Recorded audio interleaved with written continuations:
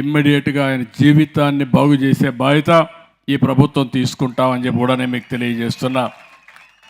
ఇంకో పక్క కృష్ణవేణిని బాగా చదివించే బాధ్యత, అవసరమైతే కోచింగ్ ఇస్తాం, ఎంబీబీఎస్ కూడా చదివించే బాధ్యత తీసుకుంటాం. దానికి ఏం కావాలో చేస్తూనే నేను కూడా రికార్డు పెట్టుకొని ఇమ్మీడియట్గా ఇంటర్మీడియట్ కోచింగ్ ఇప్పించేదానికోసం, నీట్ కోసం ఏం చేయాలో చేస్తామని చెప్పి కూడా నేను మీకు తెలియజేస్తున్నాను.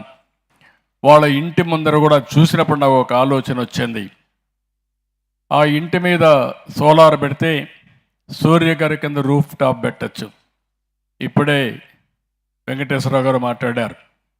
నేను ఈ ఊర్లో వాళ్ళందరికీ చెప్తున్నా, అందరికీ సబ్సిడీ ఇస్తాం, కానీ ఎస్సీ ఎస్టీలకు మాత్రం 100% సబ్సిడీ ఇచ్చి మీ ఇంటి మీదనే కరెంటు ఉత్పత్తి చేసుకునే విధంగా సోలార్ ప్యానెల్స్ పెట్టిస్తామని చెప్పి కూడా నేను మీకు తెలియజేస్తున్నా.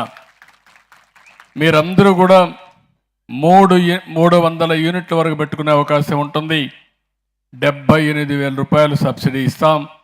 గ్రామంలో ఉండే వాళ్ళందరూ శ్రద్ధ తీసుకుంటే మీ ఊర్లోనే కరెంటు ఉత్పత్తి చేసుకొని మీ ఇంట్లోకి కరెంటు వాడుకొని అవసరమైతే గ్రిడ్కి ఇచ్చి మళ్ళీ మీకు అవసరమైనప్పుడు ఆ కరెంటు తిరిగి తీసుకునే పరిస్థితి వస్తుంది. వారిని చూసిన తర్వాత వారి ఇంటి మీద పెట్టాలని చెప్పి ఆలోచించాను.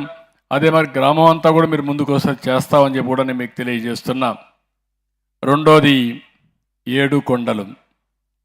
7 కొండలు మీరు చూస్తే ఉల్లన్గొల 7 కొండలు. ఈయన రజికు కులస్తుడు. ఈయన్ని కూడా చూశాను. మొత్తం ఈయనకి ఒక కొడుకున్నాడు, సురేష్ ఉన్నాడు. అతను ఎలక్ట్రీషియన్గా పనిచేస్తాడు. ఇటీవల ఒక దీంట్లో కాలు కూడా దెబ్బతినింది. పార్టీ కోసం త్యాగం చేస్తూ ఆ కాలు కూడా దెబ్బతినే పరిస్థితికి వచ్చాడు. గొడవలు పెట్టుకున్నప్పుడు కావాలని పెట్టుకొని, అదే సమయంలో భార్య అంజలి ఉంది, 2 చిన్న